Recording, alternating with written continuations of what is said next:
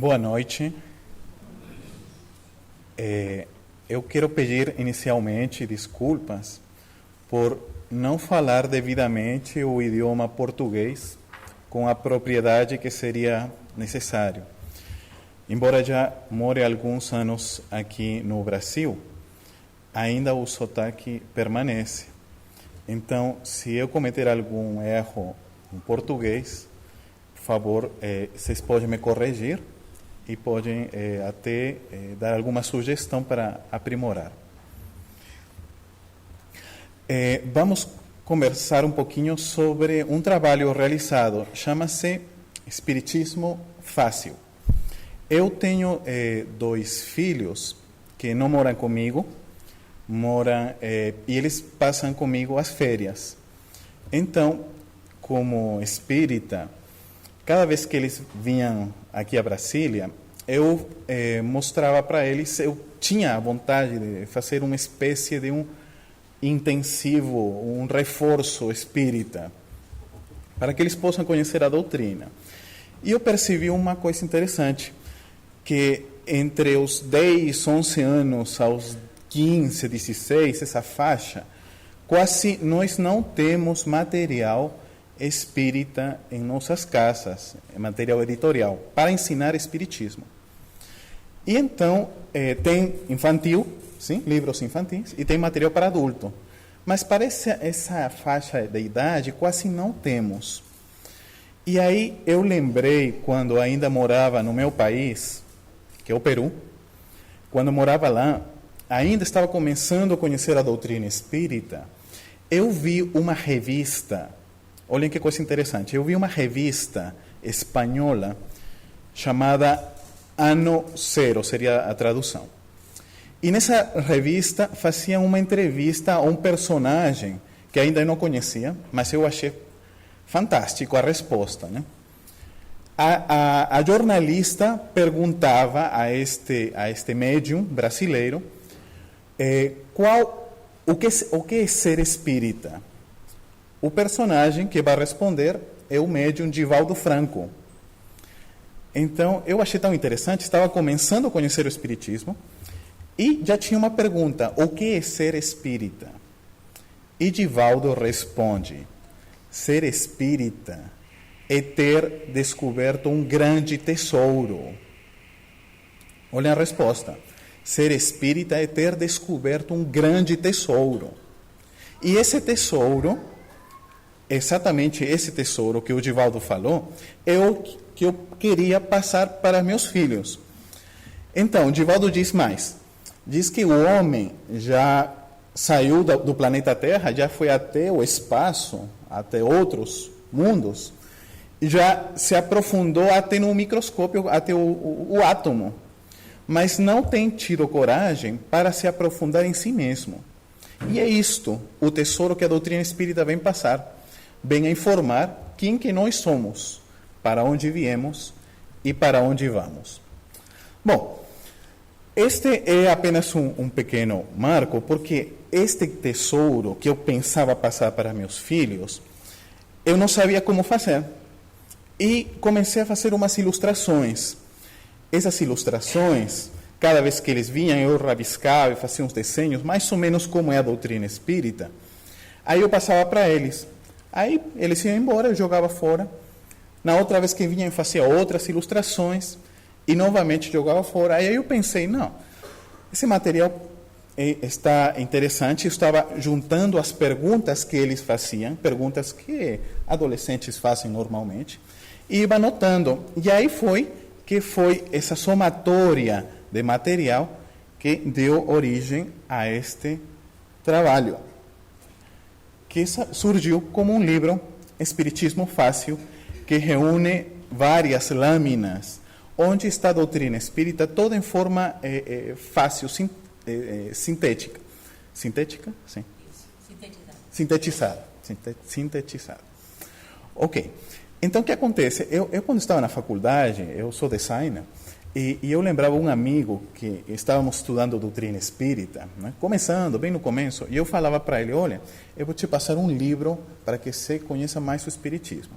Aí, quando eu fui passar o livro era assim de grosso, né? Aí ele falou, ai não, esse livro está muito grosso, eu não vou ler não.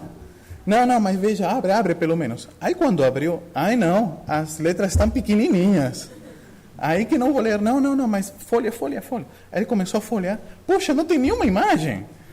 Aí falou, desistiu. Aí eu percebi que existe um grande público, e principalmente público adolescente, que às vezes não tem o hábito da leitura, às vezes, e que era importante apresentar um material mais curto, com fontes maiores e com muito gráfico, para tornar isto mais atrativo. E hoje que temos os famosos infográficos, né? Então, desenho com seu texto, bem didático e conciso. Então, aí vai surgir esse trabalho que, logicamente, não poderemos falar de todas as lâminas. Vamos destacar 3 delas, que são, acredito, mais importantes. Mas, para começar, eu queria vocês, como pessoas que já conhecem a doutrina, ou estão começando a conhecer alguns a doutrina, é o primeiro item que eu falei com meus filhos. Eles tinham entre 11 e 15, hoje estão um pouquinho já mais velhos.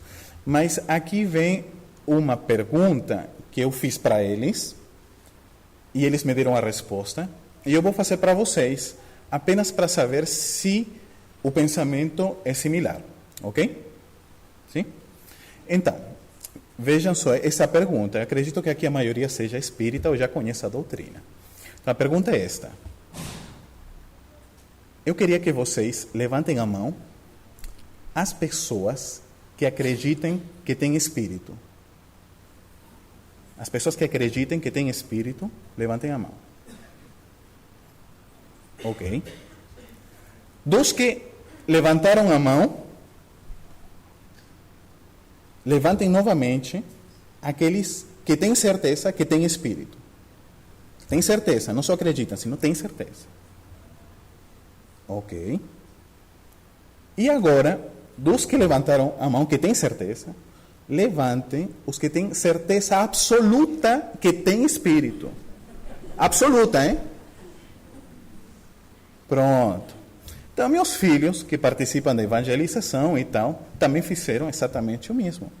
E eu disse para eles, vocês estão errados. Ué, como assim? Estão errados. Porque a doutrina espírita nos ensina que nós não temos espírito.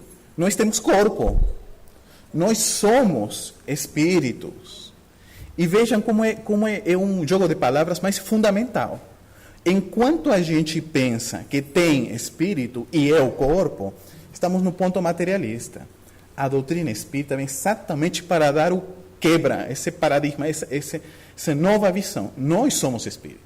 Temos um corpo. Então, a partir daqui é que vamos a começar a falar. Porque vamos ver lá na frente que há 2 grandes princípios, Deus e a imortalidade da alma. São fundamentais. A partir daí, tudo vem em consequência. Então, vamos lá. Primeira lâmina para poder ter uma noção. A doutrina espírita, vocês estão vendo, sim? Dá para ver o que está no final? Nós temos 3 grandes revelações para o Ocidente. Não é no mundo, é para o Ocidente. Aí temos a primeira revelação de Moisés, e foi colocado os 10 mandamentos, porque tem muito espírita que também não lembra os 10 mandamentos. A segunda revelação de Jesus, e principalmente os 10 itens da Boa Nova, as bem-aventuranças, que essa é a síntese do Evangelho. Estão todas colocadas ali. E logo embaixo, a revelação espírita, com os itens básicos da doutrina. Próxima lâmina. Os fenômenos de Hydesville. O nome Hydesville já vem como casa mal assombrada já, né? Ele já tem essa cara aí e tal. Essa lâmina que vocês estão vendo aí, eu acho que todos já conhecem os fenômenos de Hydesville. Apenas só uma informação. Esta lâmina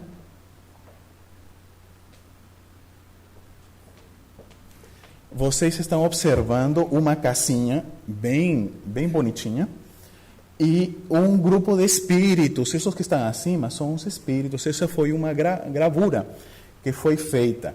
Estamos no ano 1848, nos Estados Unidos, bem perto de Nova York. Tá? Então, o que acontece? Essas meninas lindas aqui embaixo. Eu estou sem tudo bem. Essas meninas são as meninas Fox. O que aconteceu nessa casa é que o dono da casa tinha assassinado a um vendedor de joias, que foi a cobrar, e criou um muro falso. E aí colocou o cadáver, né? Então, vendeu a casa, olha que coisa, né? Vendeu a casa justamente para a família Fox, onde tinha essas duas meninas que estão lá embaixo. E os pais, estão vendo aqui a imagem, aqui está o pai, a mãe e a menina Fox. Em uma determinada noite começaram a ouvir barulhos na casa, né? Arrastar os móveis e aquela coisa, né? Então pensaram que era um ratinho, um passarinho, sei lá. Mas a coisa começou a ficar mais forte, até que começaram as batidas, e uma das meninas teve uma ideia de que a cada golpe que fazia o espírito, ele estabeleceu um sistema de comunicação. Opa! Bom. Um golpe para sim e dois golpes para não. E a partir daí começou a comunicação. É uma coisa interessante, porque este é o ponto de partida do Espiritismo. Este grande fenômeno que vai chamar a atenção nos Estados Unidos vai servir o grande ponto de partida para a doutrina espírita com meninas médiums. Não estamos falando de jovens, não, eram meninas, 11 anos e 13, se não me engano, estavam na adolescência. E a partir desse momento começam as comunicações. Mais tarde, eles vão saber que o espírito que se comunicava tinha um nome. Era Charles Hosman, e ele vai dar uma série de mensagens, informações. As meninas vão sair de Hydesville para ir até Nova York, e lá vão produzir os fenômenos em salões. As pessoas pagavam para entrar e ver os fenômenos. Até que os espíritos falaram que não iriam mais continuar, e aí pararam as comunicações. Dizem que depois eles tiveram que forjar os próprios fenômenos, porque já não tinha mais espírito para comunicar-se, né? Os próprios espíritos desistiram. Bom, apenas era a primeira pincelada sobre os fenômenos de Hydesville. Segunda, aí a gente passa para a Europa. E aqui, já em 1850, os fenômenos vão chamar a atenção, e principalmente vai ter as mesas. Vocês estão vendo a mesa redonda lá, com uma patinha? É pata, não. Pé, sim, com 3 pés. Né? É que em espanhol é patita. Bom, então, com 3 pés, aí o que faziam os espíritos? Né?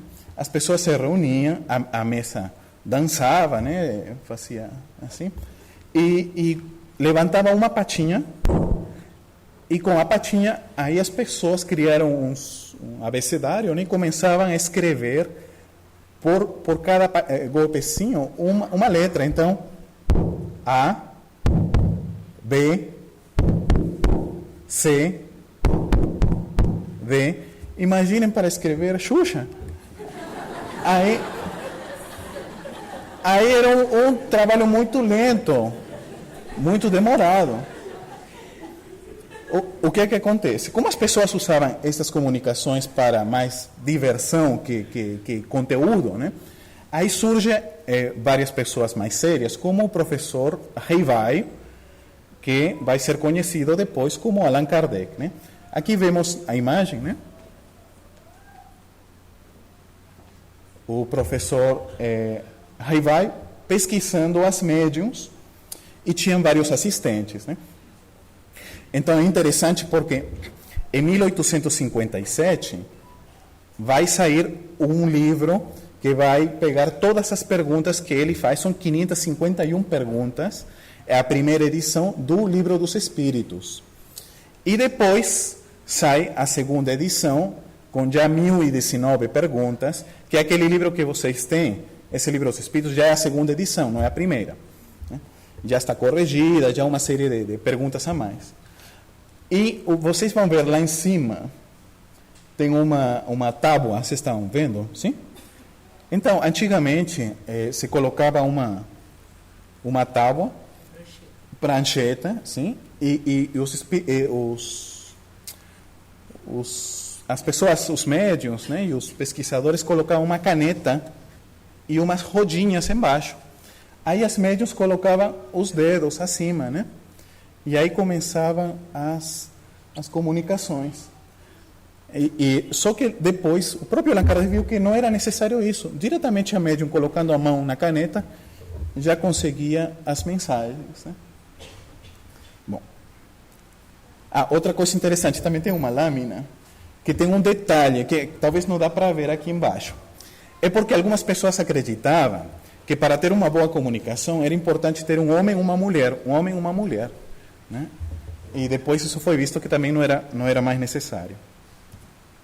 Bom, aqui vamos chegar à figura central da doutrina espírita, codificador do espiritismo, que é Allan Kardec, né? Embaixo está a escola onde Allan Kardec estudou. Uma coisa interessante, porque alguns espíritas às vezes não conhecem muito, é a influência desse senhor que está embaixo, que é o Pestalozzi, que é o pai da Escola Nova. Ele foi o professor e o mestre de Allan Kardec. E uma coisa interessante é porque Pestalozzi, ele tinha uma filosofia que era a seguinte: quando vocês vão na escola, ou vocês levam seus filhos para a escola, o único pensamento que nós temos é que eles sejam educados. Mas, na verdade, o que a escola normal faz é instruir ele para ser melhor em matemática, física, geografia, letras. Mas o que Pestalozzi falava é que a verdadeira educação tinha que ser a educação moral, a educação da alma, a que transforma o indivíduo. Esse é que vai fazer uma sociedade nova, não apenas a instrução.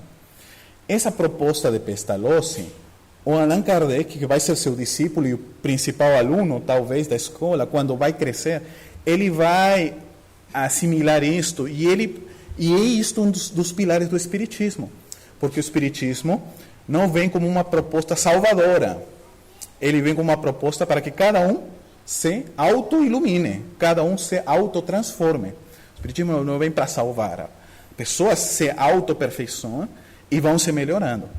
Então, esse pensamento já pestalozziano, Allan Kardec já trazia. Quando ele mora na Suíça, até os 20, 25 anos, depois ele volta para Paris. E em Paris ele monta a escola ao mesmo sistema que aprendeu na Suíça. Se casa com Amélie Boudet. E aqui é um detalhe interessante. Vocês estão vendo aqui uns dolmens, essas pedrinhas, assim? Sim? Então, o que acontece? Quando Allan Kardec vai ter sua primeira comunicação de revelação, tem um livro, não lembro agora o autor, onde está escrita a primeira mensagem direcionada a Allan Kardec. E é uma das meninas, Baudin, que era menina, adolescente, talvez 12 anos, 13, né? A menina estava cantando a Marselhesa. Vocês conhecem a Marselhesa, né? Ela estava cantando, né, em plena reunião mediúnica, né, aos nossos olhos, né? Era totalmente diferente a época. E ela estava cantando, e aí veio a comunicação, não sei se foi com um copo, uma prancheta, com alguma direcionada, e aí começou a escrever, e aí foi direcionada, né, dizendo Monsieur Allan Kardec, né, diretamente para Allan Kardec, e Allan Kardec, hasta esse momento, não era Allan Kardec, era o professor Ribay, né? E aí viene su primer mensaje. Y una cosa interesante, que los espíritus son los que van a informar que él, como ya había escrito varios libros y una persona conocía, profesor de la Sorbona, estoy hablando español, profesor da Sorbona, Sorbona en español. Bom, professor, ele já tinha traduzido livros ao alemão, falava 6 idiomas, né? E aí, olha que coisa interessante, quando ele tem contato na mesa, e ele vê a mesa se mexer, né? Aí ele pergunta à mesa, como um homem de ciência, ele pergunta à mesa, como você faz para dar mensagem se você não tem cérebro para pensar nem nervos para sentir. E a mesa dá resposta em 6 idiomas, que são os 6 que ele conhecia. Diz, não é a mesa a que responde, somos nós, as almas dos homens que vivemos na Terra, que usamos a mesa para nos comunicar. E aí Allan Kardec começa a pesquisar. Mas aí vem o detalhe. Quando os espíritos falam que coloque o nome Allan Kardec, porque ele teve uma encarnação na época de Júlio César, estamos falando 50 anos antes de Cristo, mais ou menos 40, quando Júlio César invadiu as Gálias é a França, né? E nessa época, Allan Kardec, professor Rival, era um sacerdote druida. Os druidas eram esses monges, né? E eles eram um dos povos mais reencarnacionistas. Então, aí eu falei com meus filhos sobre a questão da reencarnação. E aí eu queria saber a opinião deles sobre a reencarnação. E eu quero saber a de vocês. Tá? Vamos lá. Não é pegadinha não, tá? É o seguinte. Vamos lá, atenção. Levantem a mão as pessoas que acreditam na reencarnação. Tá? Dos que levantaram a mão, levantem novamente as pessoas que têm certeza que existe a reencarnação. Certeza. Ok. E última, levantem a mão os que têm certeza absoluta que existe a reencarnação. Sem dúvida. Sem dúvida. Ok, perfeito. Então é o seguinte, se vocês são tão reencarnacionistas como os druidas, como foi Allan Kardec nessa encarnação, no final, vocês vão me emprestar uns R$100 e eu vou lhes pagar na próxima vida. Mas não é piada, não. É que os druidas se emprestavam dinheiro para pagar na outra vida. Imagina o banco druida, vai falir. Mas os druidas eram tão reencarnação, tinham tanta noção da reencarnação, inclusive muitos deles eram até vegetarianos. Tinha um respeito total à natureza, né? E Allan Kardec já trazia isso de outra encarnação, de outra vida, isso já vinha com ele, né? Bom, e para finalizar, tem uma lâmina aqui, um desenho da livraria Danti, onde foi lançado o Livro dos Espíritos. Vocês sabem que hoje, com o celular, né, a gente consegue ver as datas anteriores, né? Aí, de curiosidade, eu fui a ver que dia foi lançado o Livro dos Espíritos, né? Aí, depois vocês podem conferir, mas foi lançado de um dia sábado, né? Coisa de que não tem nada para fazer. Mas foi lançado dia sábado, pela manhã, e é uma coisa interessante. Dizem que quando foi lançado o livro, tinha um homem que estava folheando o Livro dos Espíritos, né? E ele achou interessante, porque tudo que estava escrito aí, ele já acreditava nisso. Aí ele perguntou ao dono da livraria, quem foi que escreveu esse livro? E o dono não, a esposa, a viúva da Danti, porque o dono já tinha desencarnado, disse, o escritor está ao seu lado, é o senhor Allan Kardec. Aí se apresenta e com esse senhor assim uma grande amizade. Esse homem é o maior astrônomo da França e da Europa. Não era qualquer um, era Camilo Flammarion. Camilo Flammarion vai ser o grande amigo de Allan Kardec a partir desse momento. E Camilo Flammarion, em uma outra comunicação que vai escrever, vai ter uma espécie de um fenômeno de animismo, onde ele vai lembrar uma possível encarnação dele mesmo, que foi Galileu Galilei. Bom, vamos avançar. Então já entramos ao ponto de Deus. Aqui, logicamente, vocês já conhecem a doutrina, já devem ter visto que a ideia de Deus, observação, a ideia de Deus vai evoluindo conforme nós vamos avançando. Os espíritos foram muito cuidadosos. Eles dizem, e a grande maioria no Livro dos Espíritos, eles dizem, pobreza da linguagem, ainda não tem vocabulário, falta conhecimento, para vocês já está bom aí.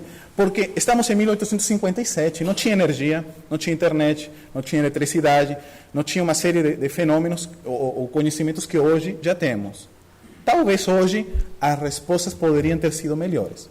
Mas como a revelação espírita é progressiva, eu imagino, Licie, que daqui a 100 anos quando estemos reencarnados de novo, a gente estará com mais livros e com mais conhecimento espírita, né?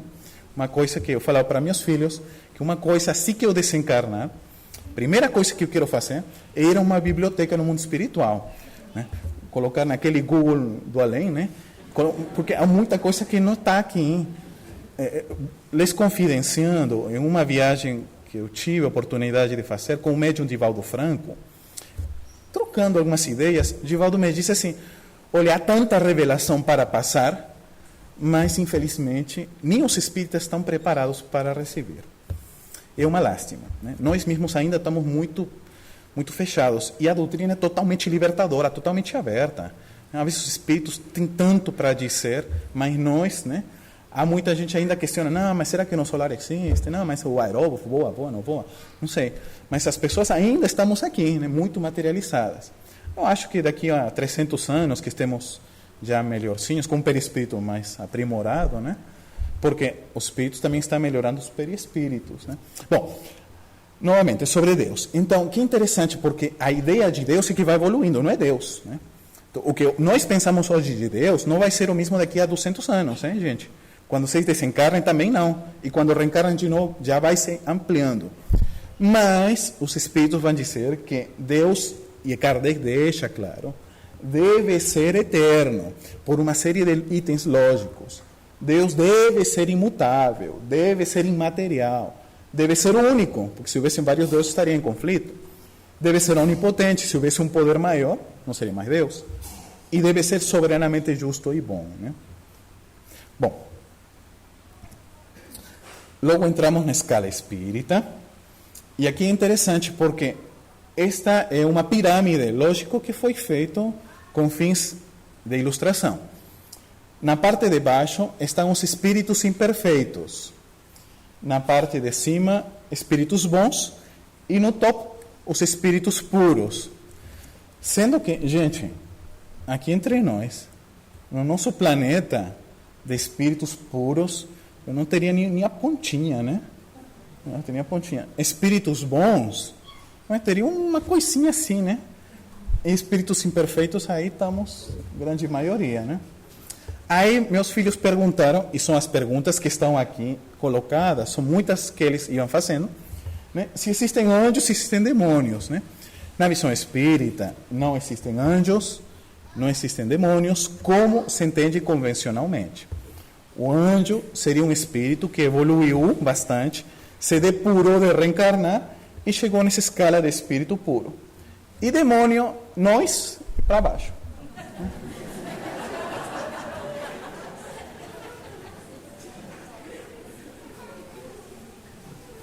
Influência espiritual. Os espíritos nos influenciam em nossos pensamentos e atos. Aí meu pai não é espírita, ele mora no Peru, e ele me faz sempre a mesma pergunta. Eu não sei porque os pais sempre fazem a mesma pergunta. Você já explica, mas vamos lá. Ele me diz assim, como é possível, porque eu falo para ele que eu participo em reuniões mediúnicas, e muito espírito, que nunca participou em reunião mediúnica, eu já lhes conto. Muito espírito não acredita que tem desencarnado. Ele diz, não, eu estou vivo, não morri não, porque a ideia da morte é nada, ou é um céu, ou um inferno, sei lá. Né? Eles pensam, e dizem, não morri não. Né? E outro dado interessante, o Espiritismo veio a matar a morte. Né? O Espiritismo matou a morte. Então, não existe mais morte, só a passagem de uma realidade para outra realidade. Mas então meu pai me pergunta, como assim que os espíritos não se dão conta, não percebem que desencarnaram?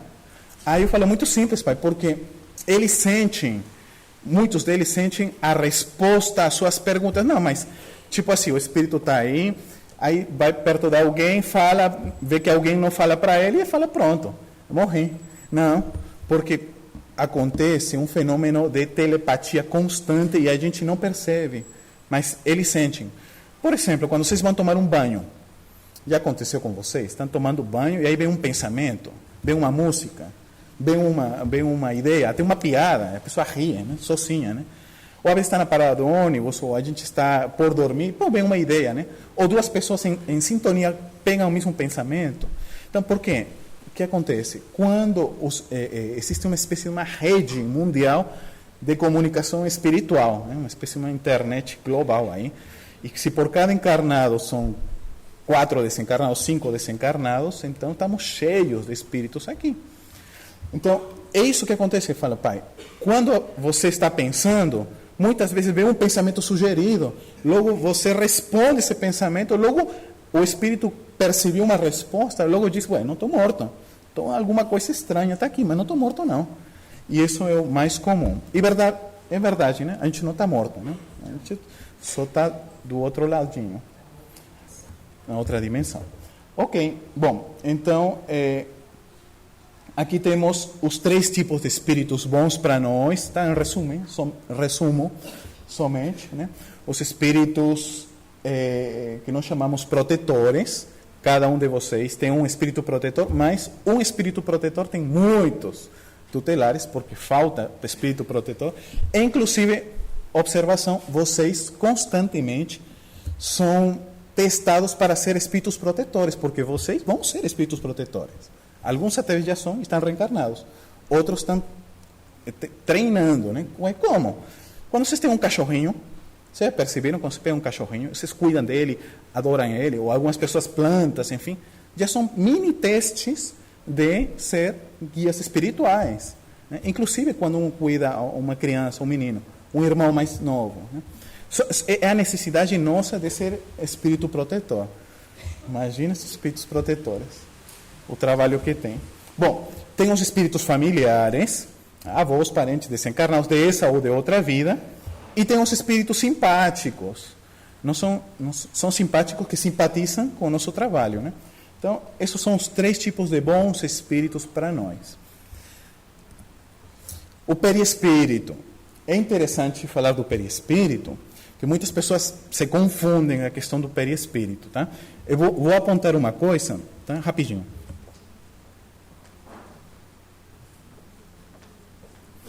Esse pontinho branco são vocês, tá? Assim, não é que são esse pontinho branco, não. Apenas a ilustração só para designar que esse é o espírito ou princípio inteligente, tá? Então, esse princípio, essa essência, são vocês. Eu estou falando e vocês estão ouvindo, mas quem está ouvindo é esse princípio que está aí. Não é branquinho, uma bolinha assim, estrelinha, não é não, tá? Apenas é para desenhar. Esse corpo de baixo é o corpo físico. E o do meio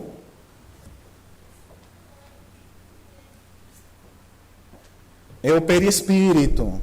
Então, essa foi a melhor forma que eu encontrei para explicar que existe um corpo que é um molde do corpo de baixo. Vocês lembram o filme Ghost? Sim? Lembram o filme Ghost? Que o Patrick Swayze, né? O ator, né? Que está correndo, leva um tiro, cai, né? E ele continua correndo. Então, o que continua correndo é o espírito com seu perispírito, né? E esse perispírito tem muitas propriedades. Com calma, vocês vão estudar. Apenas essa é uma introdução, né? Então, vocês vão ver que o perispírito se expande, modifica. Quando se materializa, vocês não veem um espírito, vocês estão vendo um perispírito. Tipo assim, se aqui aparece um espírito e se materializasse e vocês vissem ele, o que vocês estão vendo é o perispírito do espírito. E esse perispírito se modifica. As senhoras que desencarnam com 100, 120 anos, sei lá, e quando se materializam aparecem como de 40, 30, né? Modificam seu perispírito, né? Então, isso é possível. Há espíritos que deformam seu perispírito, são horrorosos, né? Tomam formas de animais, de bichos, né? Há outros que emitem luz. E aí está o detalhe. E aí eu falei para meus filhos, olhem só, não é interessante se vocês são ou não são espíritas. O importante é que vocês sejam pessoas de bem. Este é o objetivo dos espíritos superiores. Eles não interessam um planeta Terra cheio de espíritas e todos orgulhosos, vaidosos, sei lá, maledicentes, perversos. Não. O foco é que vocês sejam pessoas luminosas. André Luiz diz, eu vou apontar aqui, que o que faz para que a gente acceda a esferas maiores é a luminosidade que o perispírito tenha. enquanto as moléculas do perispírito girem mais rápido, o perispírito é mais sutil, logo pode acceder a regiões mais sutis. Enquanto a molécula do perispírito é mais densa, gira mais lento, emite menos luz e vai a regiões umbralinas, ou mais densas. Então, vocês vão perceber isso. Okay? Então, há uma série de itens sobre o perispírito e esse elo que está conectado é porque os espíritos se conectam através de diversos fluidos. Aí vemos os centros de energia, né? Vocês põem. Enfim. Os sonhos. Todas as noites nós dormimos e nós saímos do corpo físico e vamos ao mundo espiritual e temos essas lembranças, são os sonhos. É claro que tem sonhos psicológicos do dia a dia, tem coisas que são sonhos repetitivos, que eu conversava com o Divaldo, ele me contou o seguinte, olha, os sonhos repetitivos, um acha que são tão reais, né? Mas são psicológicos, não são viagens do mundo espiritual. Então, por exemplo, ele diz que ele tem um sonho psicológico que se repete, que ele está chegando a um hotel, ele entra na habitação, deixa a mala com seus livros, as psicografias, ele vai no banheiro, volta, vira e alguém levou a mala, né? Então, esse sonho, que é fruto de algum fato desagradável, talvez, se repete. Então, esses são sonhos repetitivos. Ele fala que tinha o Nilson que cuidou da mansão do Caminho, em Salvador, Bahia, ele tinha um sonho repetitivo, que era o seguinte, ele sonhava que, como a mansão do Caminho está num bairro muito, muito carente, tem alguns rapazes que às vezes tentam entrar para roubar, né?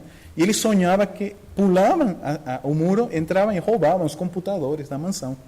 E ele sonhava isso constantemente. Então, é um sonho repetitivo. Não é o sonho que nós saímos do corpo e vamos ao mundo espiritual.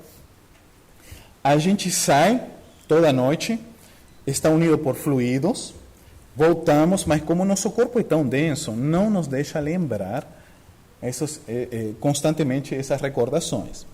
Há pessoas que têm uma vibração tão especial que quando dormem, há um grupo de espíritos não positivos, vamos chamar assim, que assim que saem do corpo físico, são levadas para regiões onde são vampirizados. Suas energias todas são tomadas.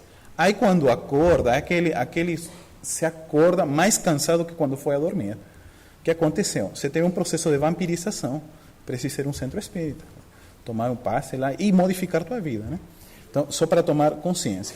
Por isso a importância que na hora da saída do corpo, ao dormir, fazer a oração. Não só por ato de fé, senão porque é um princípio de harmonia para sair-se e vamos para o mundo maior. Ok, os médiuns. Todos vocês, de uma ou outra forma, são médiuns. E esse item que vem aqui, a glândula, é a glândula pineal. Esse é o GPS da mediunidade. Vocês têm, hoje todo mundo tem seu smartphone, né? Então, esse daí é o GPS dos médiuns. É por aqui que os espíritos, é a glândula que incentiva a mediunidade. E também essa glândula é da sexualidade. Então, o que acontece? Quando é adolescente, essa glândula se ativa, por isso que muito adolescente também gera fenômenos mediúnicos nessa fase, porque a mesma glândula tem a mesma dupla função, e é através daí é que os espíritos conseguem fazer, seria a parte material da comunicação. É o meio que, como um celular, consegue fazer conexão via satélite, né? Ok, bom, vemos os bons médios, enfim. E o livro dos médiuns. Gente, o livro dos médiuns é fundamental. Todos que trabalham com mediunidade, não podem, meu conselho, não entrem a fazer trabalho mediúnico sem ler o livro dos médiuns. Você está entrando num laboratório, às cegas. Você não sabe o que estão fazendo. Então, vão lá, cometem os erros mais básicos. Eu já vi cada coisa nessa América Latina, eu já vi, meu Deus do céu, cada reunião mediúnica, e é terrível, né? Então, o conselho é ler o livro dos médiuns antes de começar um trabalho mediúnico. Mediunidade. Para explicar a meus filhos, tem dois tipos grandes de médiuns. Os de cima, que fazem efeitos físicos. Esse é o Chico Xavier, tá? Esse é o Chico Xavier. E essa do lado é a irmã Josefa. É um espírito materializado. Olhem só como está tão materializado. E uma foto foi tirada, né? Médiuns de cura, médiuns que levitam. Enfim, aqui tem outra foto.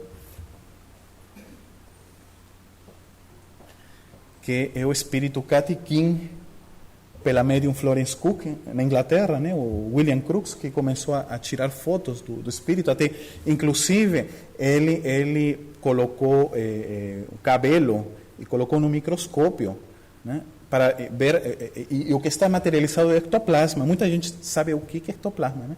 Fala, ectoplasma é o do caça-fantasma, né? Me fala meu filho. Não, vocês já viram o filme dos caça-fantasmas, né? Aí você fala do ectoplasma e tal. Então, esse daqui é o ectoplasma, olha que bonitinho. Aí sai pela boca do médium, assim, sai, ou também sai pelas orelhas, sai pela nariz. E outros casos sai pelos poros da pele, né? Bom, e embaixo vemos os médiums de efeitos intelectuais, né? Que psicografam, psicofonam, enfim. Psicografia, na visão de Allan Kardec, das mediunidades é a mais prática e a que dá melhores resultados, a psicografia. E, lógico, temos o nosso querido Chico Xavier. Falamos um pouquinho também do Chico Xavier, porque serve não só como o grande modelo de médium, sino como grande exemplo de vida, de humildade, o Chico Xavier para todos nós. Aqui está o primeiro livro, muita gente pouco sabe, que é o Parnaso Além Túmulo, o Guia Espiritual Emmanuel, a recomendação de Emmanuel. Algum de vocês deve ser médium, está estudando mediunidade. Tem uma pauta de Emmanuel que é fundamental, que é a seguinte, e dá para o Chico e dá para nós. Se alguma vez eu dou uma mensagem que esteja fora de Jesus e fora de Allan Kardec, você continua com Jesus e Kardec e me esqueça. Então, Emmanuel já prevendo que alguma vez poderia vir algum espírito e dar uma mensagem que não seja dele, ou ele mesmo poderia errar também, né? Vidas passadas. Aqui fizemos apenas uma ilustração mostrando como é o fenômeno de recordar o passado, o professor Banerjee, o Dr. Brian Weiss, com seus casos de regressão, o Dr. Ian Stevenson. E há um dado interessante, porque todos vocês estão reencarnando, queiramos ou não, né? Estamos reencarnando, e um dado interessante, em algum momento, com a visão espírita, tudo muda, tá, gente? Com a visão espírita, nós podemos fazer planejamento há 300 anos. Vocês já pensaram? Daqui a 300 anos, onde a gente vai estar? Né? Porque a gente se queixa, né, de agora, fim de semana, sei lá, Dia das Mães, férias. Não, mas vamos fazer um planejamento, né? Daqui a 300 anos. Tá? Onde a gente vai estar? A gente que pela primeira encarnação é médium. A gente que é a segunda encarnação que vem como médium. A gente que vem adiando problemas, né? Então, a visão espírita muda totalmente. E muda mais uma coisa. Muda o sentido em que a gente vê a vida. A reencarnação é um processo, é uma etapa. Tá? Vejam só. Se a gente faz um jardim de infância, ou escola, quando nós estávamos ainda quase animalescos, enfim, ainda embrutecidos, né? Estaríamos no jardim de escola. Aí avançamos, como hoje estamos na primária, que estamos reencarnando. Depois, a gente vai chegar a deixar de reencarnar. Aí seria secundária. E aí, finalmente, o vestibular, quando já somos espíritos puros. Mas não termina, não. Aí continua. Oxe, como continua? Continua assim. Vocês vão continuar evoluindo em outros mundos. E vão ser co-criadores. Em outras palavras, como dizem os espíritos, nós evoluímos do átomo ao arcanjo. O arcanjo é ilimitado. Então, vocês, todos, e os que estão desencarnados também, todos vão ser arcanjos. Todos. Todos vamos a ser espíritos puros. Isso é inadiável, inevitável, né? Então, E a demora em ser espírito puro é nossa, né? Nós vamos demorar mais ou menos, mas vai depender. Eu imagino, eu às vezes comento lá no meu país, quando será o dia que tenham os aplicativos espíritas, né, no celular? Por exemplo, há espíritos que dizem que, tipo Francisco de Assis, essa foi a última encarnação, é um exemplo, o maior símil do Cristo, né, Francisco de Assis. Então, será que algum dia teremos um aplicativo que assim, tipo, tira uma foto e diz quantas vidas te faltam para ser um Francisco de Assis? Quantas vidas te faltam para ser espírito puro? Já pensou, né? E 200, assim, 300, assim, uma, né? 5.000, nossa. Né? Será que algum dia teremos um WhatsApp com o mundo espiritual? Vocês já pensaram? Seria um WhatsApp, sei lá. E tipo assim, né? Desliguem seus celulares, desliguem também seus contatos, seus WhatsApps do além, porque os espíritos estão se comunicando, inclusive por aparelhos eletrônicos, né? É a transcomunicação. Então, em algum momento vamos ter aplicativos. Só fazendo uma pausa, eu estava lendo um livro que eu acho que não é conhecido aqui, a médium Amália Domingo Soler, que é uma médium espanhola. Ela tem muitos livros apenas em português, só tem, acho que 3, 4, mas ele escreveu uns 20, 30 livros. E outro dado mais. No Brasil, se estima entre 6 e 7 mil livros espíritas já feitos. Ao espanhol, apenas tem 200 títulos. É muito pouco, muito pouco. De 6 mil, só 200 títulos, né? Bom, o espírito Padre Germano fala a Amália Domingo Soler que a mediunidade, como hoje vemos que o espírito fala e o médium escreve, é muito primitivo. Ele diz que vai chegar o dia em que não vai ser mais necessário esse tipo de mediunidade. Os espíritos diretamente vão se comunicar, né? E aí é que vamos ver os aparelhos eletrônicos, né? Ok, a Terra. Já estamos 10 minutos? Então, vou. Ok. Bom, a Terra, nós estamos aqui, esse é nosso planeta, tá? A Terra não está solta, há um grupo de espíritos que comandam o planeta. Esses são os 4 espíritos que vieram de Capela, que são os egípcios, o povo judeu, a raça branca, que vai dar a família indo-europeia, e as casas da Índia. E, finalmente, vemos os oriundos da Terra, os espíritos, que viram evoluindo na raça negra e a raça amarela, conforme a caminho da luz, né? O Cristo, na visão espírita, muda a visão do Cristo. O Cristo não é alguém, um revolucionário, não. O Cristo é o modelo para nossas vidas e é o coordenador do planeta, construtor do planeta, né? E talvez até do sistema solar. Essas 3 últimas lâminas, que eu acho que é o maior aporte deste livro, que é o Espiritismo Fácil. Essa linha do tempo espírita, tá, gente? Nós vamos ver desde a pré-história, idade antiga, média, moderna e contemporânea. Então, vamos ver aqui as 2 reuniões que houve no mundo espiritual para a formação do planeta, aquela lá da primeirinha, tá? É quando os espíritos de ordem crística se reúnem e vão planificar a construção do planeta com o Sol. E a segunda é quando se planifica a vinda do Cristo à Terra. Aqui vemos as 3 revelações. E há um dado interessante que Emmanuel coloca no Caminho da Luz, é que antes do Cristo vir a encarnar, ele 6 séculos para trás e 6 séculos diante, ele faz toda uma seleção de espíritos relativamente elevados para estar encarnados. E há um grande trabalho espiritual. Bom, o tempo já nos está ganhando. 1500, a época que Jesus determina a parte da América do Norte como o cérebro do mundo e a parte da América do Sul com o Brasil como o coração do mundo.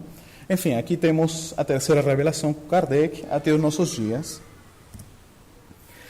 E o mapa geográfico espírita, onde podemos ter uma noção. Aqui, por exemplo, essa região, Emmanuel, olha que coisa interessante, o Chico Xavier psicografou a história da humanidade em um mês. Chico é impressionante. E eu estava pesquisando aí no Wikipedia, olhando palavra por palavra, que eu gosto um pouquinho disso, para ver se pegava algum erro do Emmanuel. Tá? E não peguei, não. Mas tem um dado que acho... Posso estender um minutinho mais? Não. Tá. Há um dado interessante do Emmanuel. O Emmanuel disse que na época que a Napoleão estava libertando lá na Europa, enfim, né? Na América do Sul, nas Américas, se vão a gerar movimentos para libertar os países, né? Um é no Brasil, outro é no México, outro é Bolívar e outro é no Sul. E ele fala assim, o Pacto de Tucumã de 1816. Aí eu falei, nossa, achei um erro do Emmanuel, porque como eu sou peruano, né? E nós sabemos, estudamos a história, o libertador do Peru foi San Martín, que foi argentino, né? E foi o primeiro presidente do Peru, né? Foi San Martín. Então, eu vi que Emmanuel falou que a América do Sul foi libertada com o Pacto de Tucumã. E eu falei, aí errou, Emmanuel. Quando eu fui a pesquisar no Wikipedia, levei um bom tempo, até que descobri que São Martim fez esse pacto de Tucumã, mas era uma forma poética que Emmanuel estava falando do início da libertação. Ele não cita a palavra São Martim, mas se cita o pacto que fez. Eu falei, nossa senhora, nem a gente que estuda bastante sabia esse detalhe.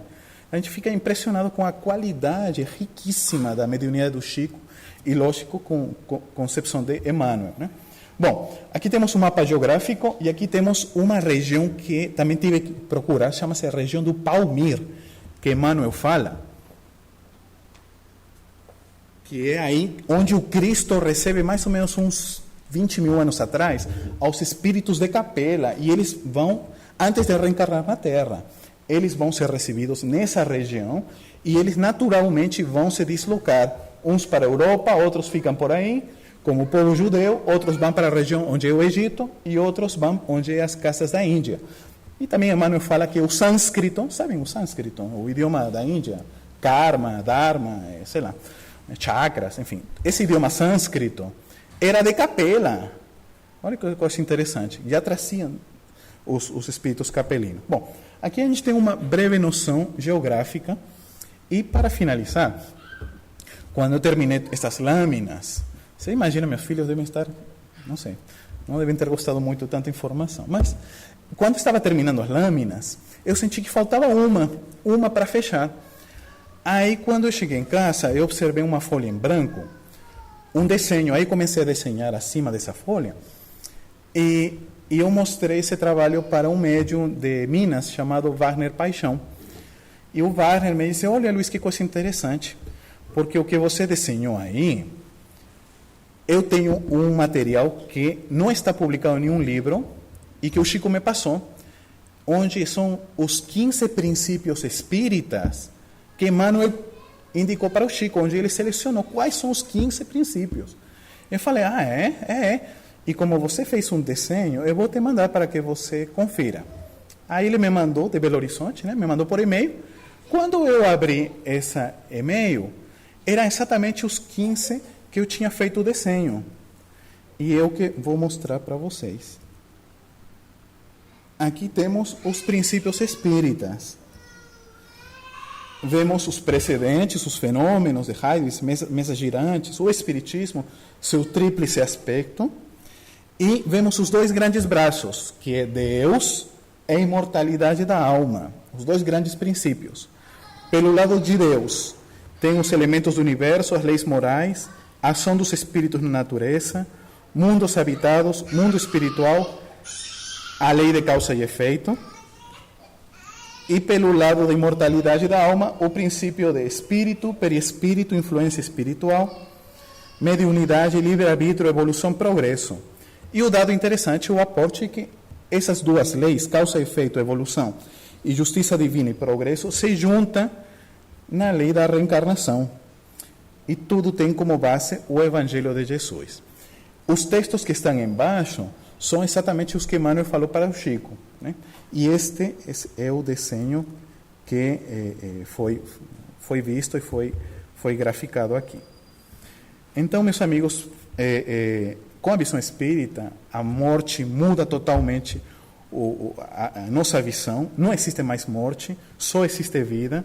há todo mundo espiritual interagindo conosco. A gente tem outra visão. A vida não é mais 60, 80, 90 anos, não. Estamos em um momento de um grande trabalho evolutivo. O nosso planeta não está na deriva, nós estamos em um planeta coordenado por uma equipe fantástica de espíritos que o manipula e o está levando processos evolutivos diferentes. E nós vamos ser, algum dia, coordenadores de um planeta. E algum dia estaremos coordenando até estrelas. Esse é o nosso futuro. Né, Licinha? Em algum momento estaremos vendo, olha, que estrela bonita, né? A minha é mais bonita. Né? Aí nós vamos estar, vocês vão estar cada um com sua estrela. E uma coisa que um amigo espiritual me disse é que, em algum momento, vamos estar coordenando galáxias. Gente, vocês vão coordenar galáxias, são mini-universos. E já desde hoje, vocês estão treinando. E falei, ué, como estamos treinando? O seu corpo. O corpo de vocês é um mini-universo que Deus deu para já começar o treinamento.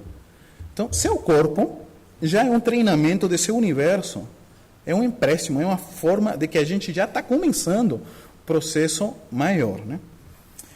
E, bom, e a doutrina espírita é fantástica. Tem esses dois lemas, caridade e humildade. A gente esquece a humildade, mas são os dois grandes itens, porque os inimigos da humanidade é o orgulho e o egoísmo. O egoísmo, a caridade. E o orgulho, o orgulho, o antídoto é a humildade. E nós esquecemos desse item. A gente às vezes acha que o orgulho é uma virtude, e é um erro. O orgulho é um defeito, tão grave quanto o egoísmo. Então a doutrina espírita prega a caridade e a humildade. Aqui no Brasil, né, sou brasileiro com muito orgulho, né, é um erro. E em Peru também nós temos tenho o orgulho de ser peruano, não sei que orgulho.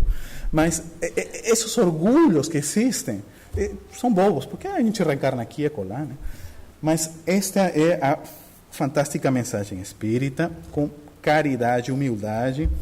E esse trabalho que estamos apresentando, lá fora estão os livros, que tem interesse para passar a um filho, ou adolescente, um jovem, ou até um amigo que às vezes não tem tempo, né, para ler a doutrina. É um livro super leve e estamos aí à disposição. Muito obrigado.